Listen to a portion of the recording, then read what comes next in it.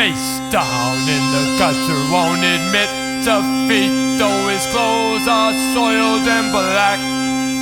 He's a big strong man with a child's mind. Don't you take his booze away.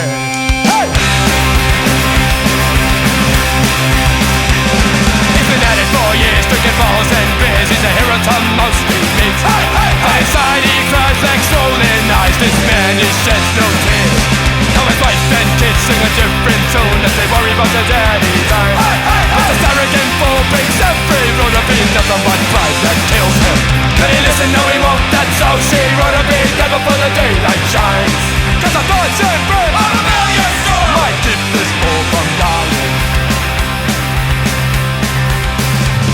He's a legend in the bar with every scar, with 1,000 bigger men.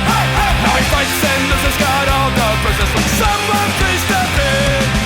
An extended production to celebrate what was yesterday, St. Patrick's Day.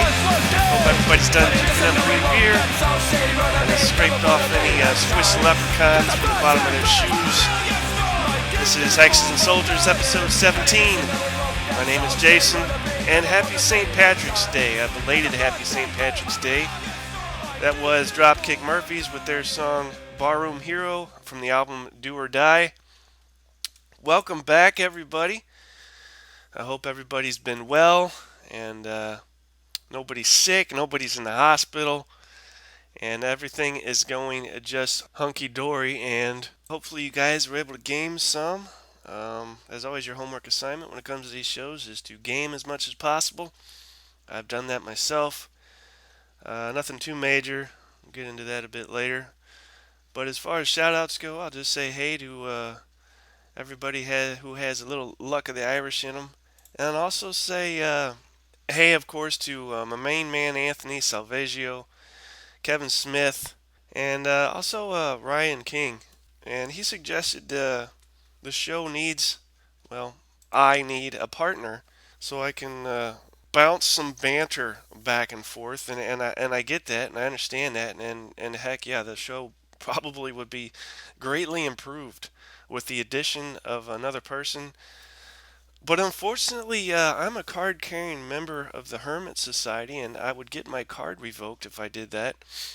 No, but really, I'm not opposed to that. I guess I don't know of or have anybody that I could do that with. I'm play all my games pretty much solitaire, and my esteemed associate wants nothing to do with war games, so she doesn't play any ever.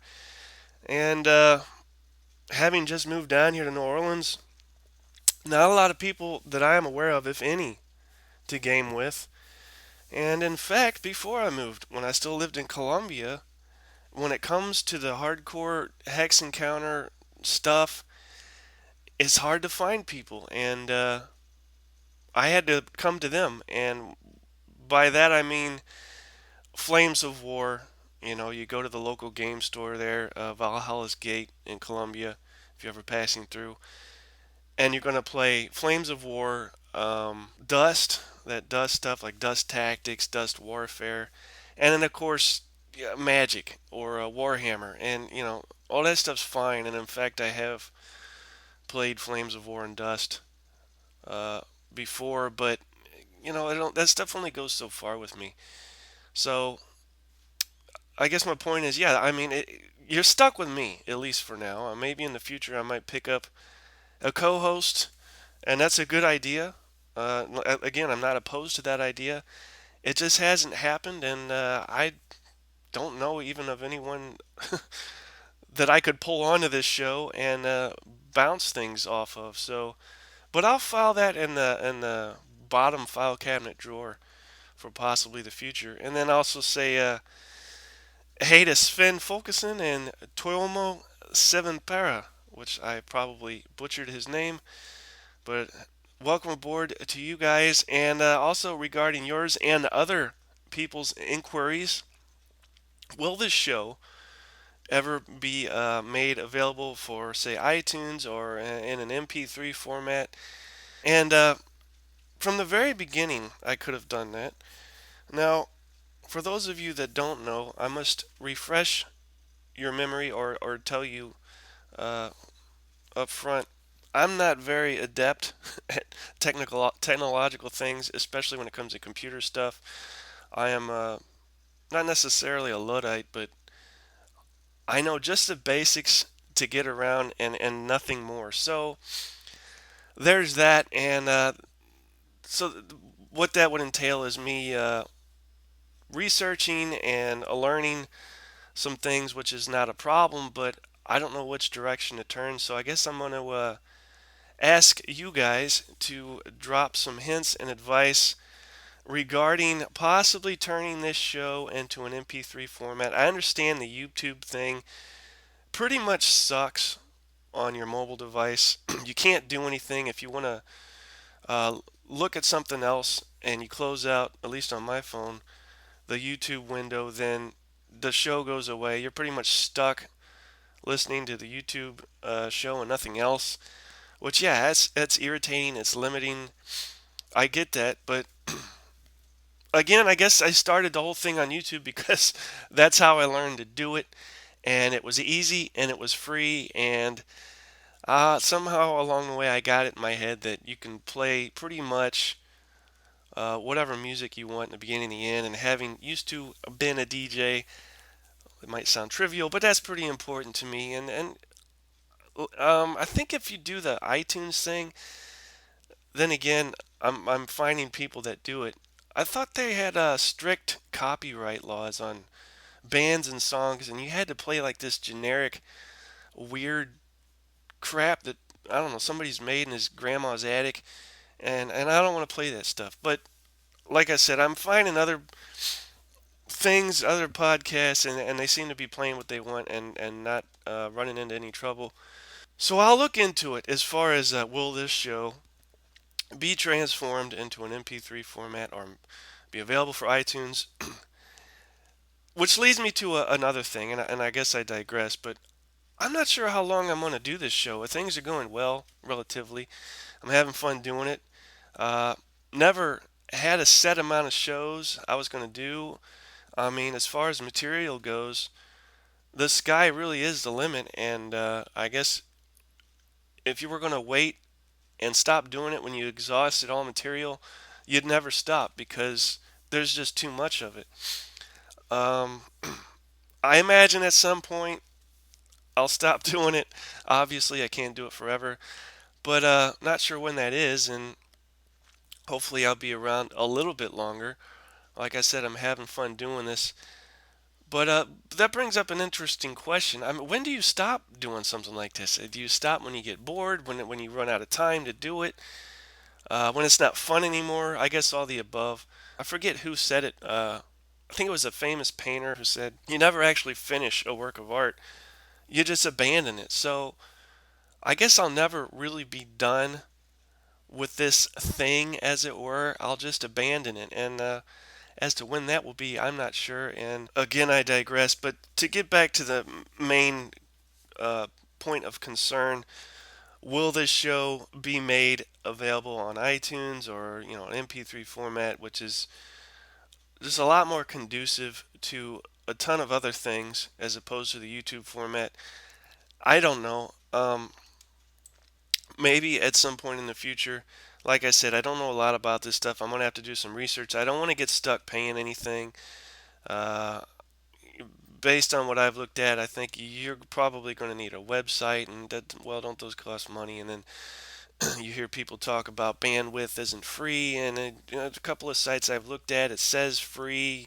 Get your podcast out there, blah blah blah, and you sign up and you get it already, and then when it comes down to brass tacks, it's not free. You have different packages, different levels, and yeah, I don't know. So it's going to take some research. It might take some time, but my intention is to make this available in an MP3 format. I hear you guys, and I understand, but I guess I'm going to need your help in doing that. So by way of suggestions and experience, if anybody else has experience with something that works or that they like, pass it along. I'd appreciate it, and maybe we can get this thing transformed, transmogrified, if you will, and make everybody happy. So that's that.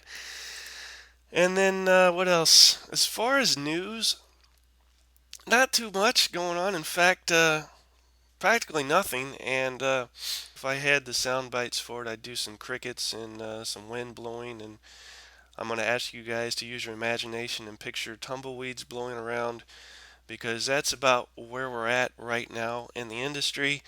And again, it is not a bad thing. This happens from time to time. You can't keep pumping out wonderful, great stuff that you got to run out and buy. It becomes tiresome on the wallet and tiresome as far as things that you can play because you can only play so much in a certain amount of time. So again, I've said this in the past. This should be a time for us to take stock of what we have, maybe do a little inventory, dust some things off that were intended to be played and you never got around to playing it. Maybe there was something that you played once or twice and said, hey, I'd like to play that again. Never did. Here's your chance. Dig out some stuff, go down memory lane, and play some things that you may have forgotten about. If you're like me, you got a ton of games. I think I finally made it to the 250 club, and I think that would be 250 games, give or take, roughly. Now, that's not counting expansions and modules and things like that. But that's a lot of games, and certainly, as I mentioned in the last show, I haven't played a lot of these games. They are sitting there awaiting for me to bust them open, and well, it's a shame that I haven't. So, yeah, let this be a time for us to appreciate what we have, and new things will come. And the lulls, the quiet respite periods, make the times when new things do come out that much sweeter. And I don't know if I want to believe this or not. Of course, I want to believe it, but I just know I'm going to get shot down. I read somewhere along the way that the finished module Hecapelle for ASL would in fact be coming out this year.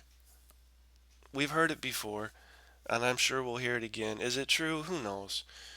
But man, if that's the case, I've been leaning towards a big ASL resurgence, and I do this every so often. I play it heavily for about a year, then set it aside and do other things, and then get back into it.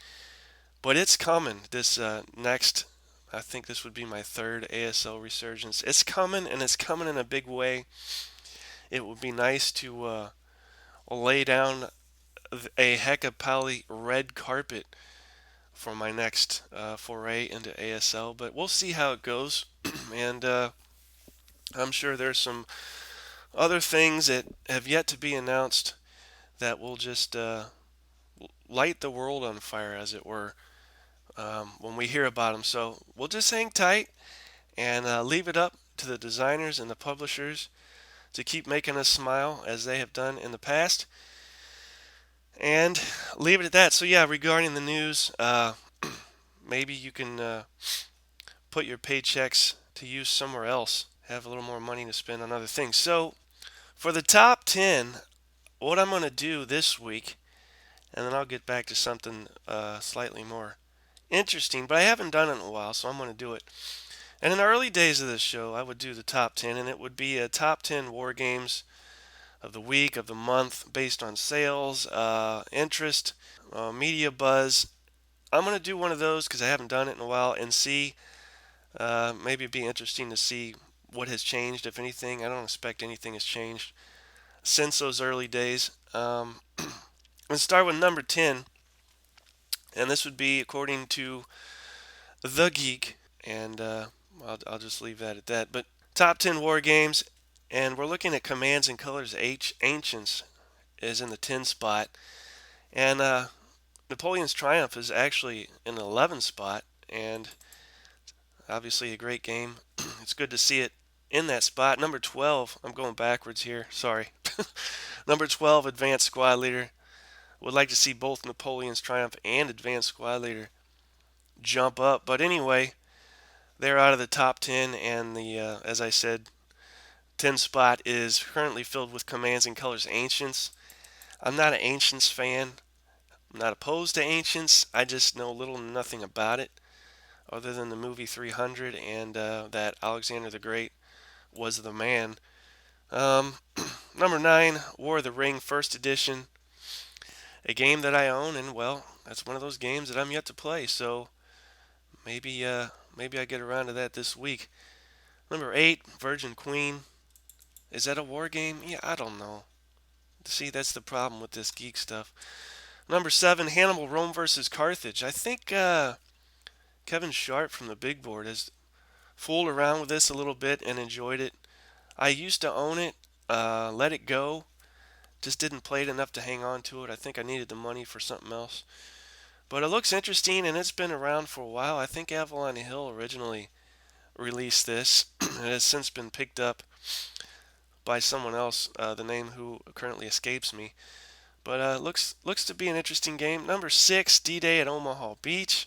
Big solitaire game. Jason Young, I think, is a fan of this from Advanced After Combat. He's got a little video about it from back in the day on his site on YouTube if you're interested. Looks to be pretty interesting, and again, in the past, I think I've cried about the map. It's just looks confusing, and I know it's functional and it is that way for a reason. But my lord, it scares my eyes, and I don't know what else to say about it. Number 5, Combat Commander Europe, and big following, huge following for this Combat Commander series, and it just keeps growing. And I'm happy for the designer and GMT. I have Conflict of Heroes, and that's good enough for me. Maybe someday I'll pick up Combat Commander Europe, but for now, I think I'm good. And then Here I Stand, number 4. Don't know much about Here I Stand. I'll probably stay away from that for some time. Number 3, Combat Commander Pacific. And again, this makes me seriously question the standings here. But that's what they have. Combat Commander Pacific is number 3 out of all the war games. It's hard to believe, but there it is. Number 2, Paths of Glory, a game that has been wedged up in the upper echelon for God knows how long. And then number 1, Twilight Struggle, a game I have whined about tirelessly because it's technically, in my opinion, not a war game as such. I don't know what you would call it, but it's not a war game by definition. And well, that thing has been in the number 1 spot for, I guess, it'll forever, and it'll be there forever. That's fine. Twilight Struggle, the best game ever, apparently, according to Board Game Geek. Nothing will ever surpass it, and it's just hard to believe. So there you go. How should I put this? The top 10 list, the annoying top 10 list of the week. And like I said, next week I'll go back to something a little left of center, but hadn't done it in a while, and it's kind of interesting to look at how, I don't know, I think it was early November, end of October, that I last looked seriously at the top 10 as far as the geek, and to be honest with you, I don't think it's changed much, if any. So there's your top 10. And then as far as the meat of the matter, since it was St. Patrick's Day, I've got a little bit of Irish stuff for you here. By way of history, more so than games. And not for lack of looking, but I was able to dig up more history, and the game aspect regarding the history fell short. But as it is, or was, just yesterday, St. Patrick's Day, I'm going to continue on with what I've got. And I'll start with more than 150,000 Irishmen, most of whom were recent immigrants and many of whom were not yet U.S. citizens, joined the Union Army during the Civil War. And here's where I'll focus. Irish Americans during the Civil War, and you'll see who I'm talking about in a second. Some joined out of loyalty to their new home. Others hoped that such a conspicuous display of patriotism might put a stop to anti-Irish discrimination. As the war dragged on and Irish casualties mounted, however, their sympathy for the Union cause began to flag, and by the end of the war, many had abandoned the Northern cause altogether. But between 1861 and 1863, the soldiers who fought in the all-Irish units that made up the Irish Brigade were known for their courage, ferocity, and toughness in battle. And I'm not overly familiar with the Irish Brigade, but I know there are a lot of fans in the gaming community, especially in miniatures and the Civil War era, who uh, game specifically with the Irish Brigade. It is obviously more famous than I am aware, probably. But that's what I'll focus on, and let's move forward. At the outbreak of the Civil War in 1861, thousands of Irish and Irish American New Yorkers enlisted in the Union Army. Some joined ordinary, that is, non-Irish regiments, but others formed three all-Irish voluntary infantries, and that would be the 63rd New York Infantry Regiment, organized on Staten Island, and the 69th and 88th New York Infantry Regiments, organized in the Bronx. These units would form the core of what would come to be called the Irish Brigade, and says ethnic units were a way for the Union Army to help win Irish support for its cause. This support was not guaranteed, though most Irish immigrants lived in the North. They were sympathetic to, as they saw it, the Confederacy's struggle for independence from an overbearing government, and it reminded them of their fight to be free of the British. Also, many Irish and Irish immigrants were not against slavery. On the contrary, they favored a system that kept blacks out of the paid labor market and away from their jobs. As a result, Union officials had to promise many things in addition to the ethnic regiments. Enlistment bonuses, they promised extra rations, state subsidies for soldiers' families, Catholic chaplains, in order to assure that the North's largest immigrant group would be fighting with them and not against them. And in February of 1862, an army captain named Thomas Francis Marr, it looks like Meagher, but it's pronounced Marr, became the brigadier general of the nascent Irish Brigade. And Marr was born in Ireland, where he had been active in the Young Ireland, which was a nationalist movement. And he was exiled as a result to the British penal colony in Tasmania, Australia, which sounds like a fun place. He escaped from Australia in 1853 and came to the United States, where he became a well-known orator and activist on behalf of the Irish nationalist cause. And he joined the army early in 1861, where he was ambitious and knew that if he could raise an all-Irish infantry brigade, Union Army officials would have to make him its commander. And he also hoped that an Irish brigade in the U.S. would draw attention to the nationalist cause at home. So in the spring of 1862, Union Army officials added a non-Irish regiment, the 29th Massachusetts, to the Irish Brigade in order to beef up its numbers before the Peninsula Campaign for the capture of Richmond, Virginia, the capital of the Confederacy, of course. In October, another Irish regiment, the 116th Pennsylvania Infantry Regiment from Philadelphia, joined the brigade in time for the battle at Harper's Ferry, Virginia. The next month, officials swapped the non-Irish 29th Massachusetts Regiment for the Irish 28th Massachusetts. And thanks to their toughness and bravery, the 5-Regiment Irish Brigade led the Union charge in many of the Army of the Potomac's major battles. This meant that they suffered disproportionate numbers of casualties, and I think it was at the Battle of Antietam in September in 1862.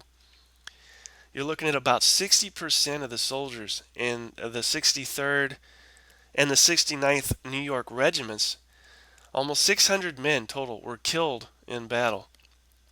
And a few months later, you had the Battle of Fredericksburg, with 545 of the brigade's 1,200 men killed or wounded. And there's a quote, this goes, "Irish blood and Irish bones cover the terrible field today," writes a soldier. "We are slaughtered like sheep." And indeed they were.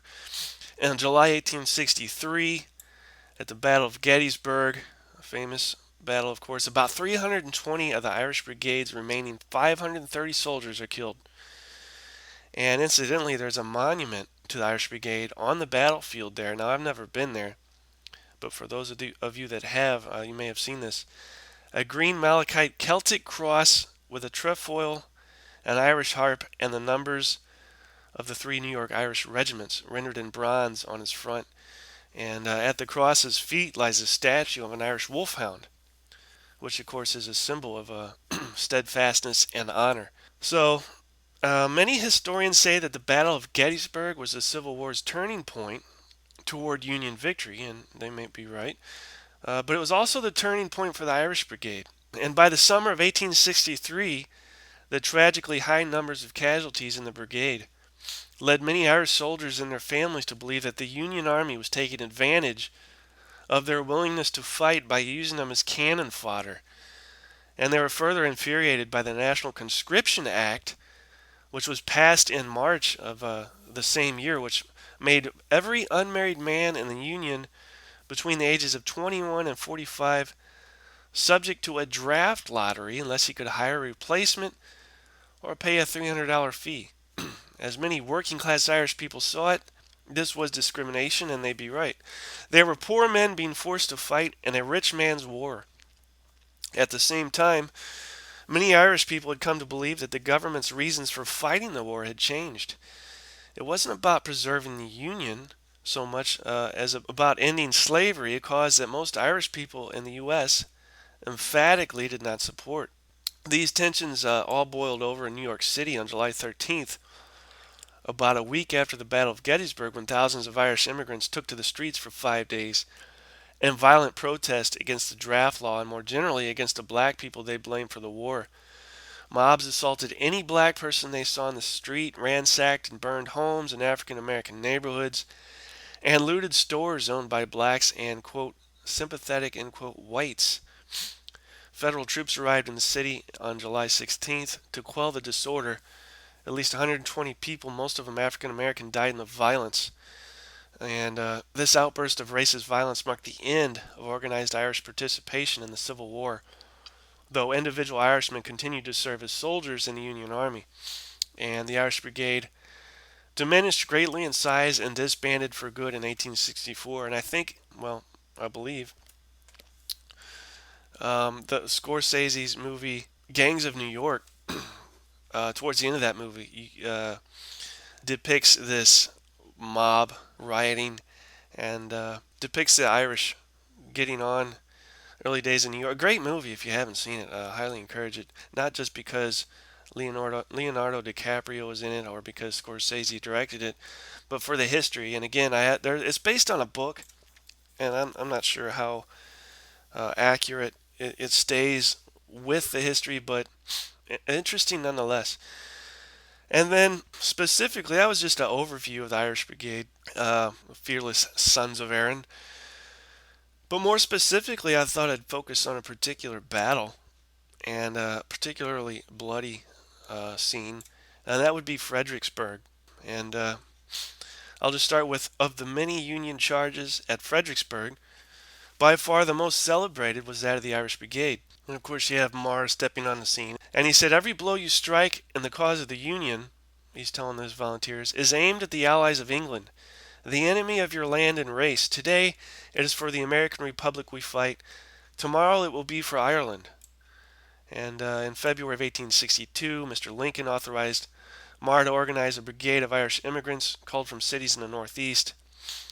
Initially, the unit had just 3 regiments, the 63rd, 69th, and 88th, New York, but the addition of the 28th Massachusetts and 116th Pennsylvania later in the year brought the brigade up to full strength. By December of 1862, it had about 1,200 rifles.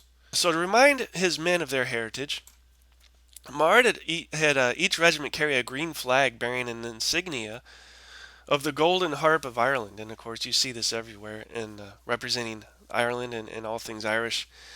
Possibly most notably, or what stands out most in people's minds, is the harp on the label of Guinness, which I have most handily transformed for this show as far as the image goes. The one exception was the 116th Pennsylvania, which was not fully Irish. These flags of the older regiments had been badly shot up in earlier campaigns. However, And a few days before the Battle of Fredericksburg, Marr had them sent back north to be replaced by new ones. And before the replacement banners could arrive, the Army crossed the Rappahannock River. Consequently, the only regiment that carried the Irish colors into battle at Fredericksburg was the 28th Massachusetts. And Marr and his brigade entered Fredericksburg on December 12th, making camp at the steamboat landing at the lower end of town, which is now the modern city dock. And the troops carried 3 days' rations, around 60 rounds of ammo. Stacking arms, the men dispersed to explore the town, and many took part in the shameless pillaging that followed, despite denials of their commander to the contrary. By evening, they returned to the landing and bedded down in the cold mud to spend what, for many, would be their last night on earth. Too soon the shrill call of the bugle brought the men to their feet. They made themselves a hasty breakfast of coffee, pork, and hardtack. And regarding this hardtack, I grew up in St. Louis, and Jefferson Barracks Park is not too far of a drive. It's a famous cemetery for military veterans and among other things. But what would happen is reenactors would use these park grounds to reenact Civil War battles. And of course, they don't just do the battle, they have encampments set up, and they had, I think, like an old hospital set up. And a lot of these guys would sit around and eat this hardtack stuff. And basically, it's just like a stale kind of breadish cracker thing. Couldn't be much for taste, but I guess it stuck to the ribs and did its trick. But I always remember seeing these guys eating that. And also, I think I may have mentioned this in another show, but I'll mention it again. Read the book Confederates in the Attic regarding these Civil War reenactors and specifically guys from the South. This journalist goes down south and does some investigating and some interviewing regarding these reenactors. And a lot of these guys, these are hardcore dudes. And to prepare for these reenactments, they will some of them starve themselves to look the part, and they take it very seriously. Right down from the look, be it a haircut and the way the facial hair should be, to the exact button that was used during a certain era, depending on what battle's being depicted. All this stuff. Really interesting read, though. It's called Confederates in the Attic. So anyway, before forming ranks and moving up to the railroad, they had done this, made themselves a hasty breakfast. Around noon, the battle begins, and Confederate cannonballs start crashing through the buildings around them. And there's a quote here. It says, "It was a time well calculated to try the stoutest hearts," end quote, remembered one soldier. Casualties from other units came drifting back from the front. A shell had sliced through the leg of one soldier, and it dangled from his body by a piece of flesh. He begged those carrying him to sever the mangled limb, but they were too intent on getting to the rear to stop. A man in the 116th Pennsylvania drew a knife and mercifully removed the useless appendage. Bless his heart. How accommodating. After a 2-hour wait, the Irish Brigade moved up Caroline Street to George Street. The battle was in full swing now, and Confederate projectiles rained down on the unit with increasing venom. The bombardment clearly put the men on edge. To steady them, Marr ordered them to place springs of boxwood in their caps. The greenery, he explained, would remind the troops of their Irish heritage. The general then addressed each regiment, urging it to do its duty and strike a deadly blow to the traitors of its country. Quote, "This may be my last speech to you," end quote, he tells one unit. Quote, "But I will be with you when the battle is the fiercest, and if I fall, I can say I did my duty, and fell fighting in the most glorious of causes," end quote. The brigade responded with 3 cheers, and it was then about 12:30 in the afternoon when 4 Union brigades had attacked Mary's Heights and failed. It was now the Irish Brigade's turn to enter the fray. At the command, "Shoulder arms, right face, forward, double quick, march," Marr's men turned up George Street and headed through town toward the dreaded ridge. As they crested the hill, Confederate artillery opened on the brigade with renewed violence. Shells exploded overhead while solid shot caromed down the lane, ricocheting off buildings and knocking soldiers from the ranks. One particularly dead shell exploded in the midst of the 88th New York, injuring 18 men. The brigade broke into a trot as it descended the shallow valley behind modern Mari School, and at the bottom of the hill a canal ditch blocked its path, and the soldiers broke ranks, splashed through the muddy obstruction, and reformed ranks on the other side in the shadow of a slight ridge. An officer remembered those harrowing moments and says, quote, "In a few minutes came the word 'attention,' and every man was upon his feet again. Then fixed bayonets, and as this was being done, the clink-clink of the cold steel sounding along the line made one's blood run cold," end quote. After what seemed an eternity, Marr gave the order, "Irish Brigade, advance, forward, double quick, guide center." With a shout, the brigade rose to its feet and charged over the hill and across the plain leading to Mary's Heights. A hail of musketry greeted the 5 regiments as they left the cover of the valley. Quote, "Officers and men fell in rapid succession," writes Lieutenant Colonel Sinclair Mulholland of the 116th Pennsylvania Volunteers. He says, "Lieutenant Garrett Nolan fell with a ball through the thigh. Major Bardwell fell badly wounded, and a ball whistled through Lieutenant Bob McGuire's lungs. Lieutenant Christian Foltz fell dead with a ball through the brain. The orderly sergeant of Company H wheeled around, gazed upon Lieutenant Quinlan, and a great stream of blood poured from a hole in his forehead." End quote. Ignoring its losses, the brigade pressed on towards the ridge, the men dropping by scores. Quote, "No cheers or wild hurrahs as they moved towards the foe," remembered Mulholland. "They were not there to fight, only to die." End quote. The unit advanced to within about 50 yards of the rebel line, and by then all organization was gone. It was just chaos. Most of the regimental officers had been shot. You got many companies that lost about up to half of their men. And the brigade stood its ground for a few minutes, exchanging fire with the Confederates before dissolving into the broken, bleeding sea of humanity lying at the foot of the heights. Some ran the next morning. Just 230 men of the brigade rallied to the colors. Several hundred others straggled in during the course of the day, but almost half the brigade lay bleeding in front of Mary's Heights. And in the final tally, the Irish Brigade lost 545 men at Fredericksburg, 45% of the men it took into the battle, including 14 of its 15 field officers. And the only officer above the rank of captain to escape harm was Colonel Patrick Kelly of the 88th New York, and he narrowly escaped death when a bullet pierced his coat just below his spine. Yet, terrible as the Irish Brigade's toll was, it couldn't match the casualties suffered by General John C. Caldwell's brigade, which followed it into battle. And regarding Caldwell, he lost a staggering 952 men. And of course, today, a monument to the Irish Brigade stands at the city dock where the brigade had bivouacked prior to the battle. In addition, they have the drum of the 28th Massachusetts Volunteers on display at the Fredericksburg Battlefield Visitor Center. And these objects remind us of the exemplary courage shown by the Irish Brigade and, indeed, every Union soldier who charged Mary's Heights on that day. And I thank Donald C. Pfanz, P-F-A-N-Z, for his literary depiction of this event. So there's Fredericksburg and the Irish Brigade's experience of Fredericksburg, a bloody awful experience, and thought I would relate that to you as it recounts Irish Americans in the Civil War, something that I don't imagine gets too much attention in war games. I know it gets some, and like I said, the Civil War miniatures guys, there's a lot of them that are partial to the Irish Brigade, but overall, I think it gets glossed over a bit.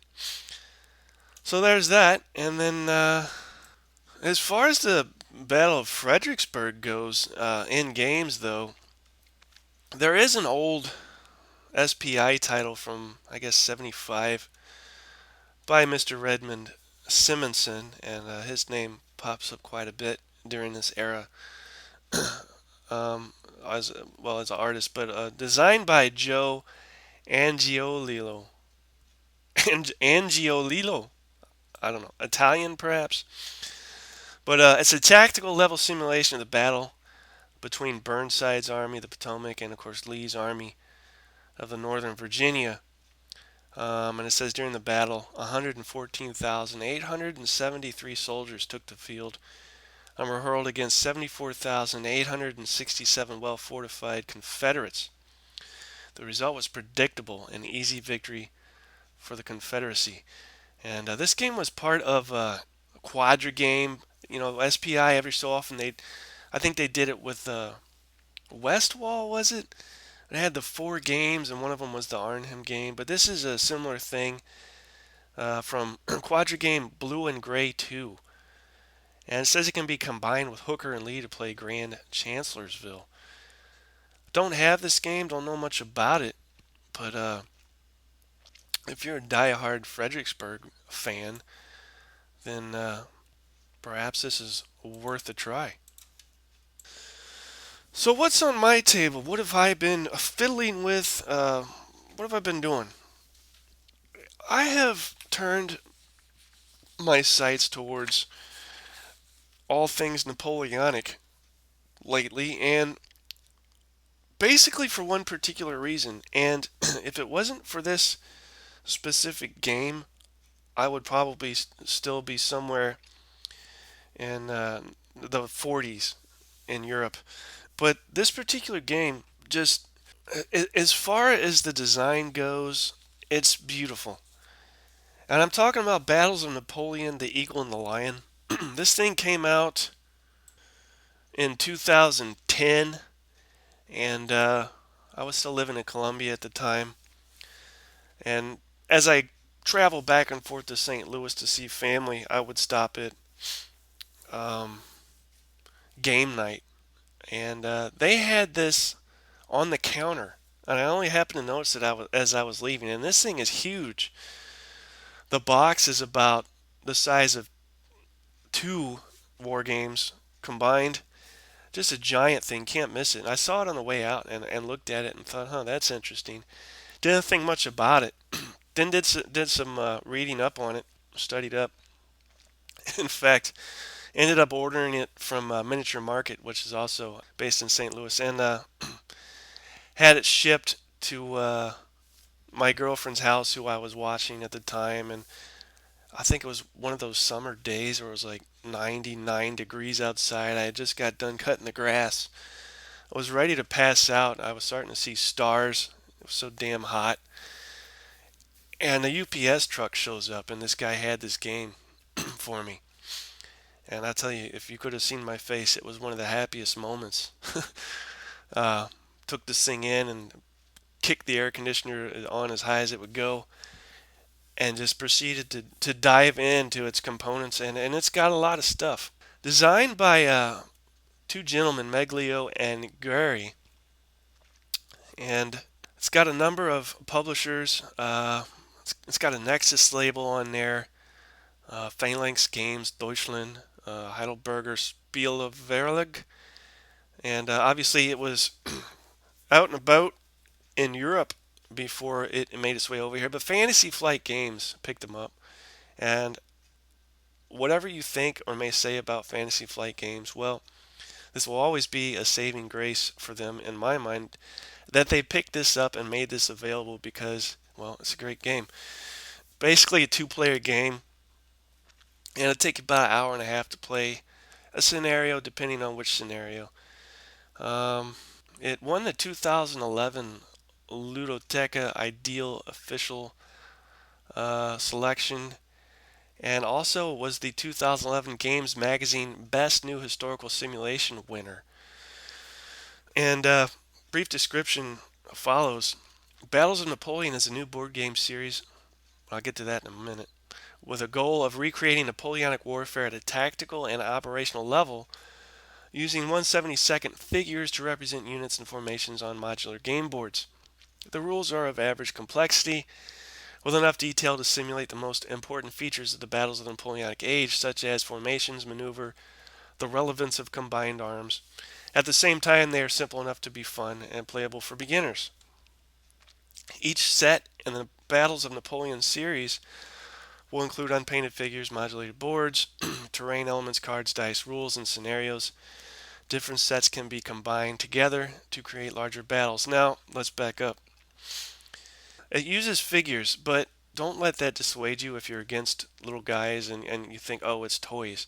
You don't have to use the figures. In fact, one of the first things I did was swap them out for something else, and I think I used the little Risk guys instead of the ones that came with it because it seemed too toy-like for me, and I don't know why that was the case. I guess I have some issues upstairs. But for what the game was and the way the rules played out and the complexity and the design, it didn't feel right playing with the figures that it came with. Not that it would be obviously a problem for anybody else, but I've got it set up currently, and what I'm using is the blocks from Commands and Colors Napoleonics, which I think in the past I've said I would never use blocks for that, but now I'm using them for this. So I contradict myself, and contradiction makes us human. Also, it states the rules are of average complexity. Now, I've read up a couple of things and found people screaming that the rules are too complicated. If they could streamline them, I'd like it better, blah, blah, blah. I don't know how they could because what they've got in here is basically a set of miniatures rules that has been pared down and packaged for this game. And I think they're just perfect. And I don't think it's a stretch to say that. But some people have a problem with the rules complexity. I don't think it's a problem. As far as beginners go, it says simple enough to be fun and playable for beginners. Yeah, I don't know about that. Maybe, depending on how smart you are. And then it talks about it's a set in a series.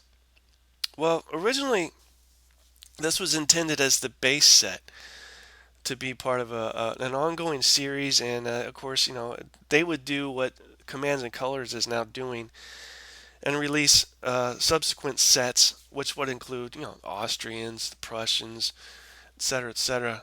Well, it never happened, and I'm not sure what happened with this. I don't even think there was a reprint of it. It met with a lot of applause.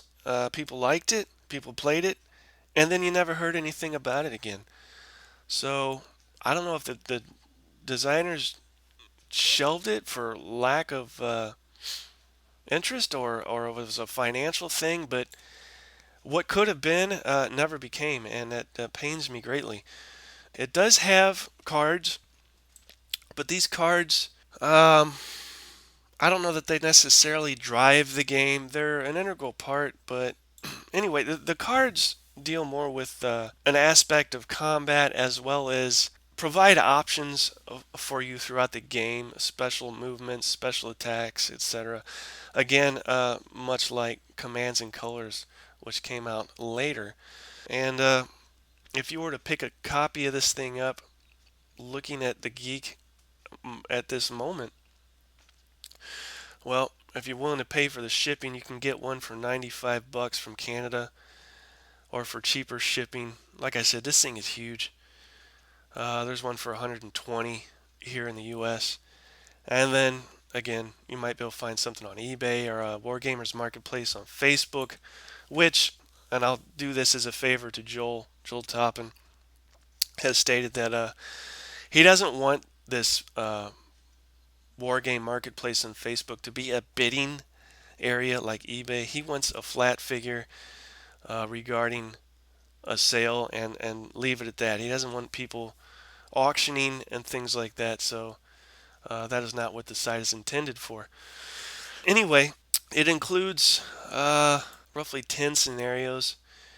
You've got one from 1806, which I think is in Spain, 1809. You've got 3 scenarios that comprise the Battle of Salamanca in 1812. And then you've got 5 scenarios that deal with the 100 Days campaign.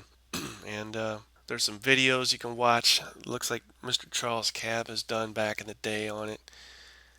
And some other stuff. And that's just regarding the Geek. But the game itself, if you go into it, you've got the figures, you've got your cards, and that's all fine and dandy. You've got the modular, as they say, modular map boards in. It's 4 of them, nice size, front and back.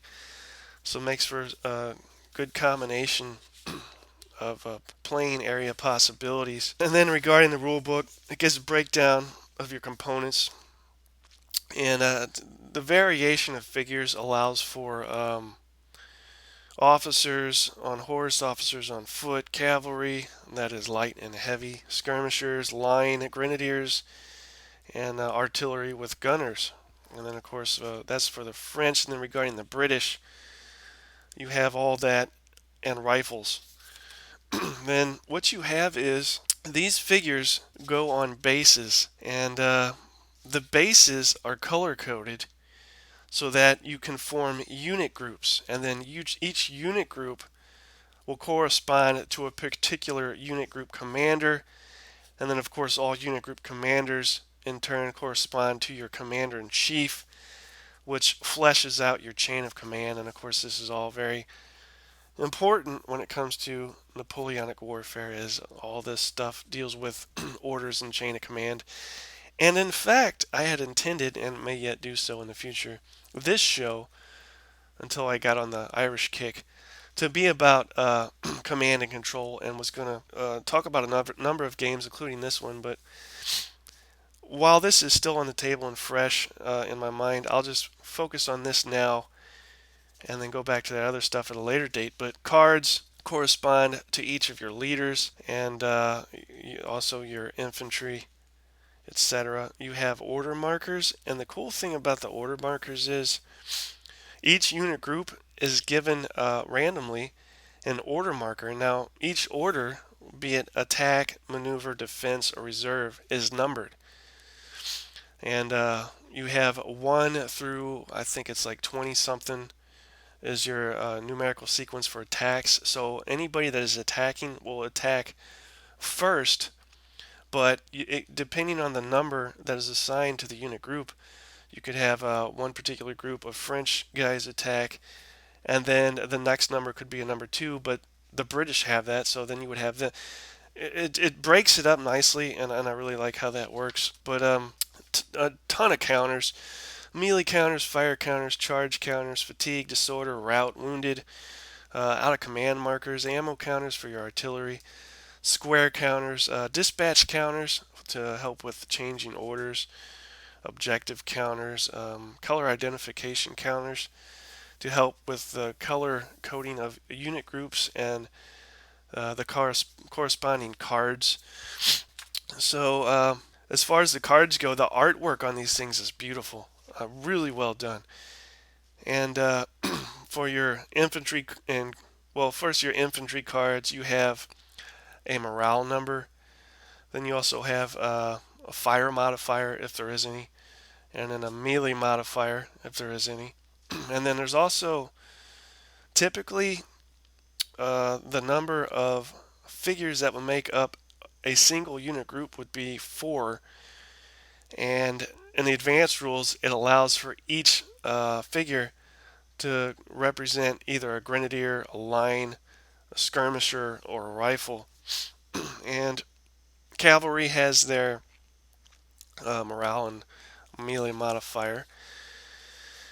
And artillery has its fire modifiers based on range as well as morale. And then the leader cards, they have an orders number, a melee modifier, a morale number, and a leadership number. And this leadership number shows the commander-in-chief's, well, for commander-in-chiefs, their hex distance for command radius and rally radius, and the maximum number of routing units that he may try to rally.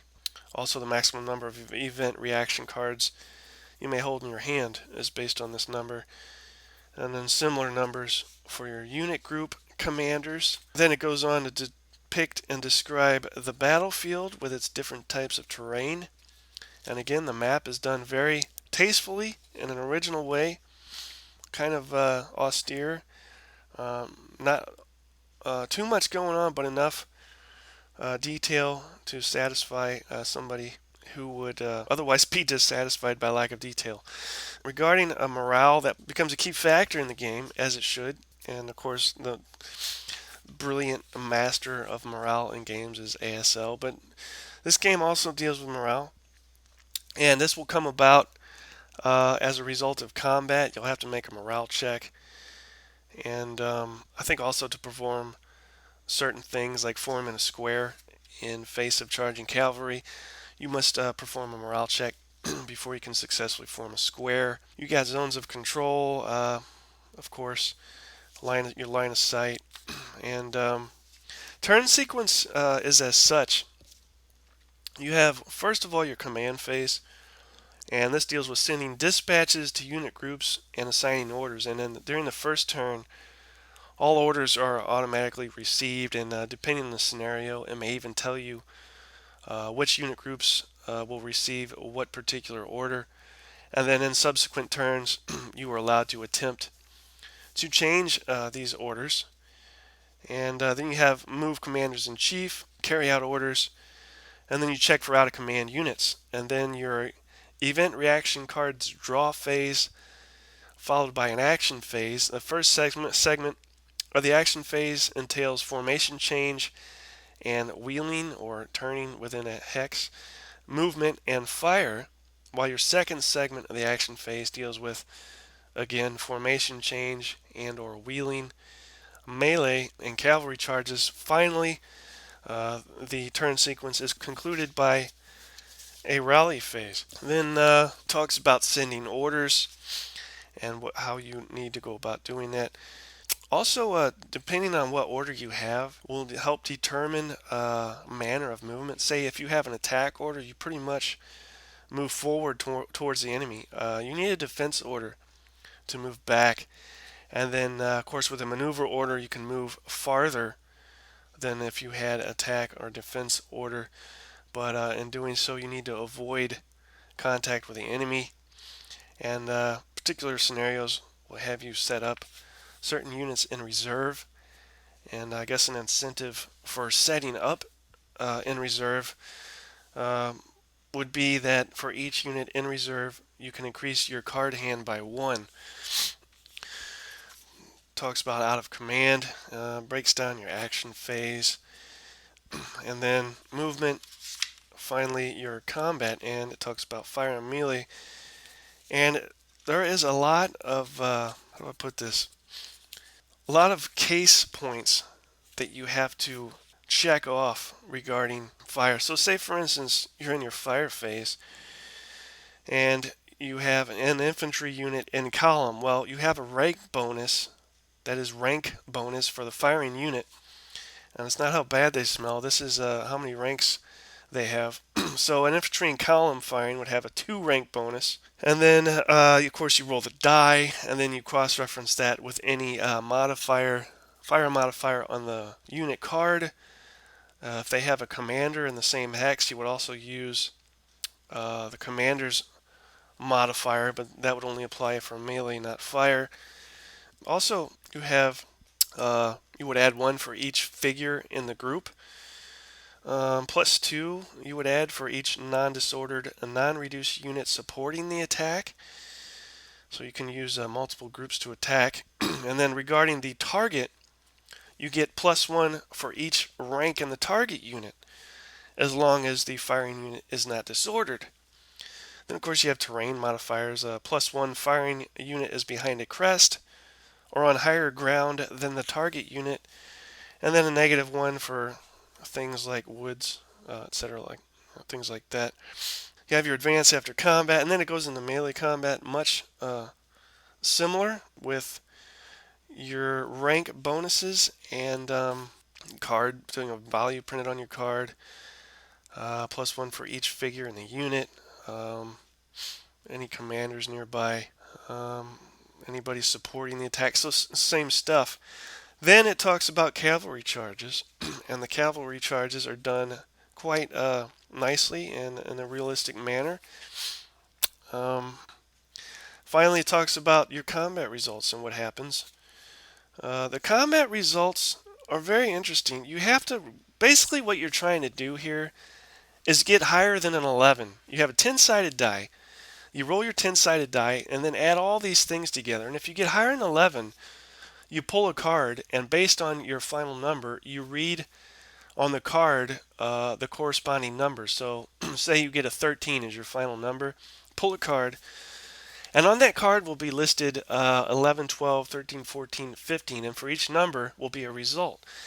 And that result can be anything from a morale check with a die roll modifier.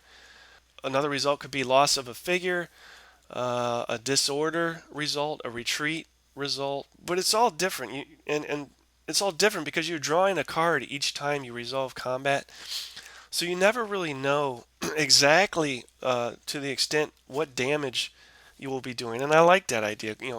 Conflict of Heroes does that more or less by having you draw chits when you are trying to attain your combat results. And I like that. It proves as an unpredictable mechanic.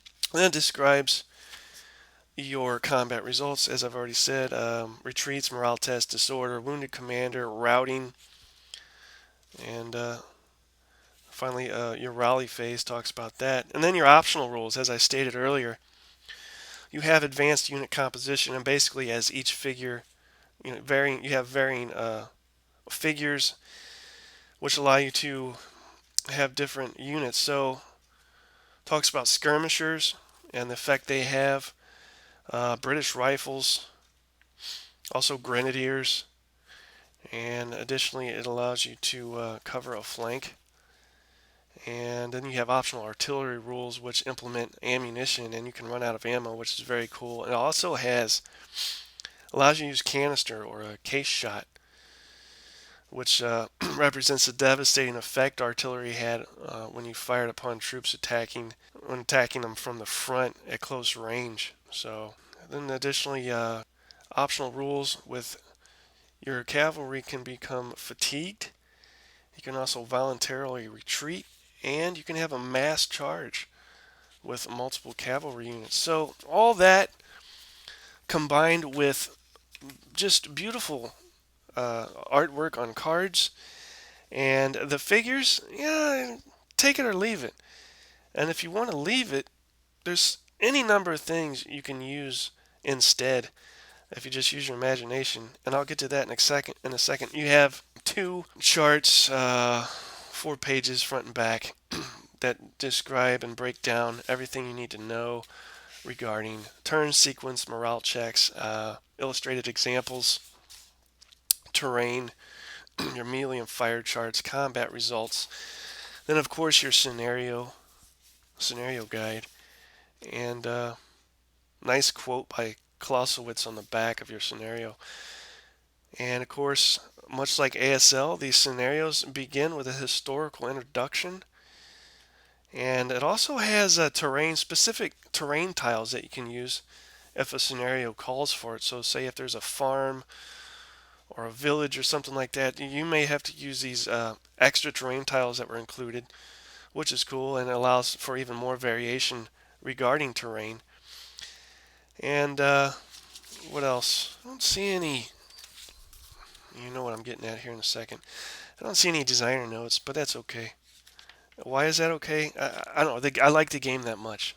And as far as designer notes go, I don't know. I guess just read Napoleonic history, and that will suffice for your designer notes, especially the Campaigns of Napoleon by David Chandler.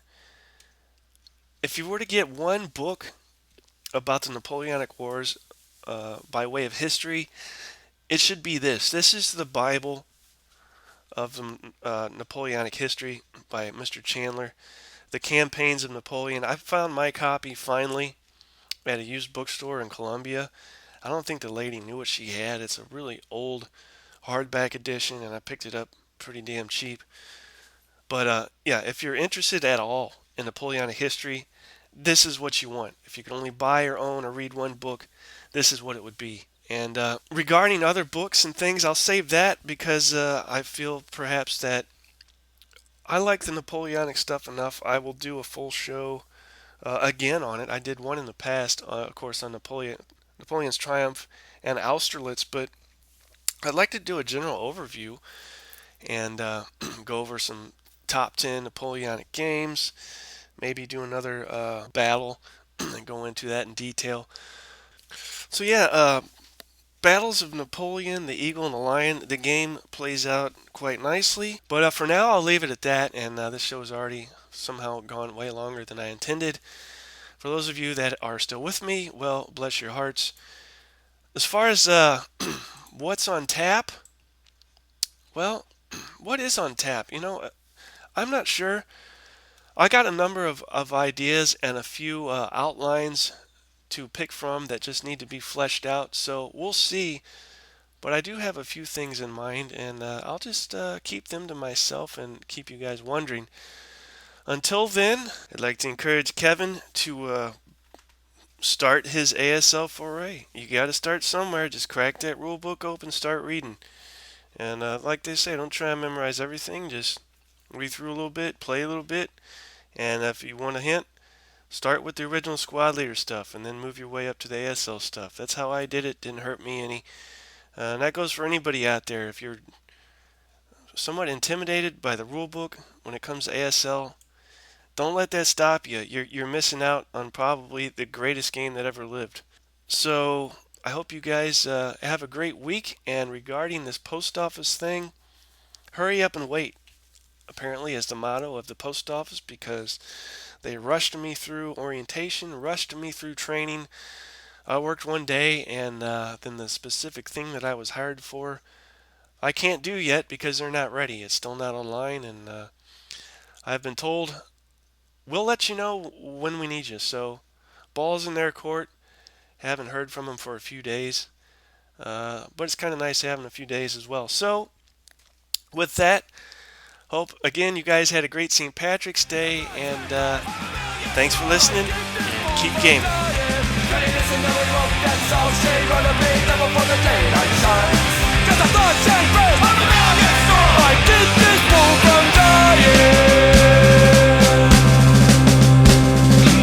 This one still goes out to the Boston Punch and Skins, a rowdy bunch indeed.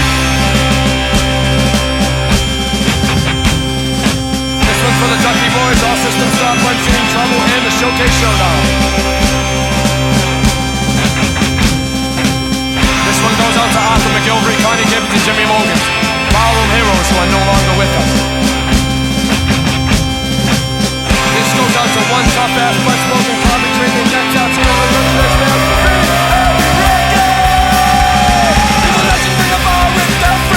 with a thousand bigger men.